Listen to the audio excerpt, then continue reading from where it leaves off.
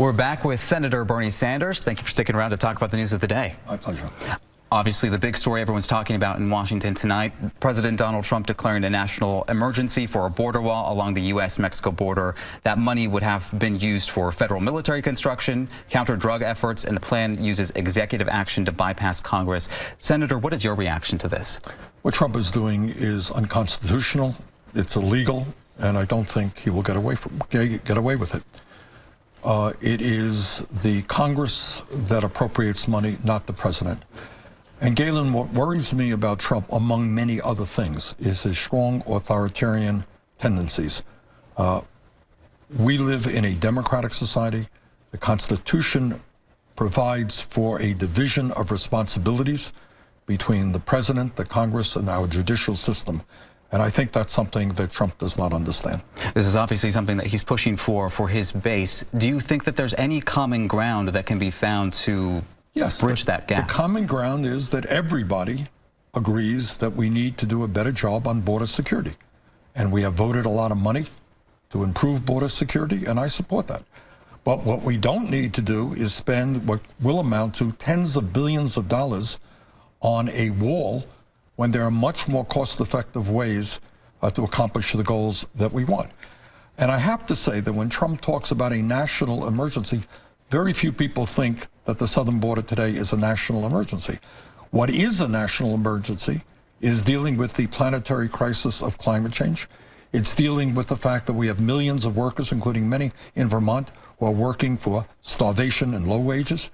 It's the fact that we have the highest prices in the world for prescription drugs. Those are some of the issues we should be focusing on and not spending tens of billions of dollars on a wall with Mexico. Well, speaking of another thing that you've been pushing for and passionate about, you voted for the National Resources Management Act, which easily passed the Senate on Tuesday. Why is that important to Vermonters? Well, it is important in our case, in our state, to improve the Appalachian Trail. We are a state where our people very much enjoy the outdoors, where we have tourists coming into the state, and this will help us in that direction. Along those lines, what is the #1 thing that you're working on now in Washington that will benefit Vermont and Vermonters? There are so many issues.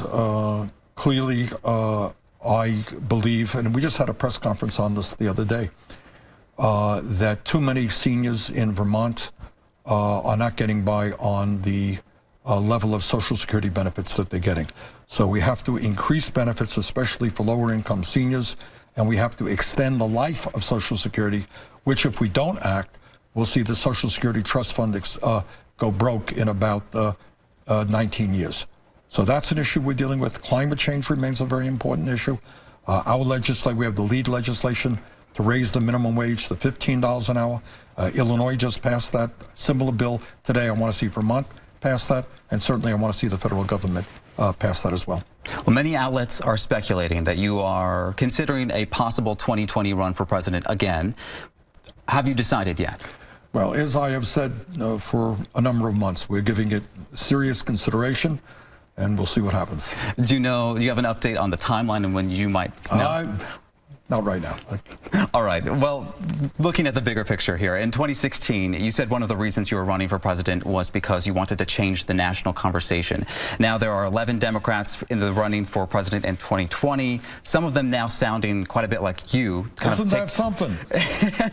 What is your reaction to that, and how do you feel that if you are to decide that you will run again, that you'll stand out from the crowd? Well, first of all, I am very proud and of the work that our campaign accomplished in two areas.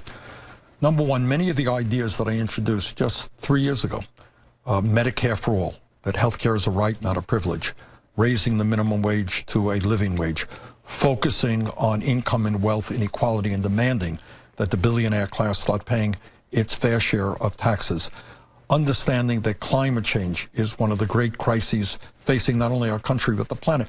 All of those ideas a few years ago seemed to be crazy and kind of out of the mainstream. Well, as you indicate, a lot of people are now talking about that. And the second area that we focused on is getting people involved in the political process.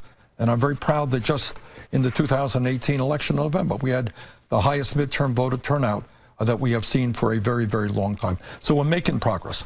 But at the end of the day, We need leadership in this country that does the very opposite of what Donald Trump is doing. Trump is trying to divide us up by the color of our skin or our religion or where we come from. We need a president who brings our people together. Trump gives $1 trillion in tax breaks to the top 1% and large corporations. We've got to protect the working class of this country, the middle class, the elderly, the sick, the children, and the poor.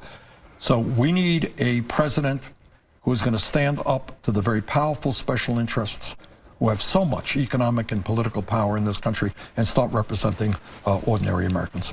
Now, last week, Governor Howard Dean was on this program, and when I asked him about the future of the Democratic Party, he said that the old guard should give over the reins to the young in the party.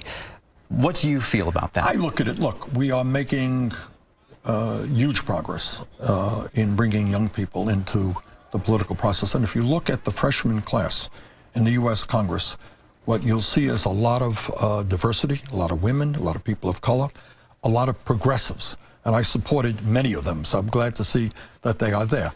No question, but we need new energy and new vitality in the Democratic Party. But what to me is most important, we need the Democratic Party to make it clear that they are the party of working families, they are the party of people who are struggling, they are the party that is going to transform our energy system and take on the fossil fuel industry as we combat climate change. They are the party of guaranteeing health care to all people. So, yes, absolutely, we need new young people, we need new energy into the party, but we also need a progressive agenda that speaks to the needs of the vast majority of our people. Well, thank you so much for your time and being here today. Thank you, Galen. Now you're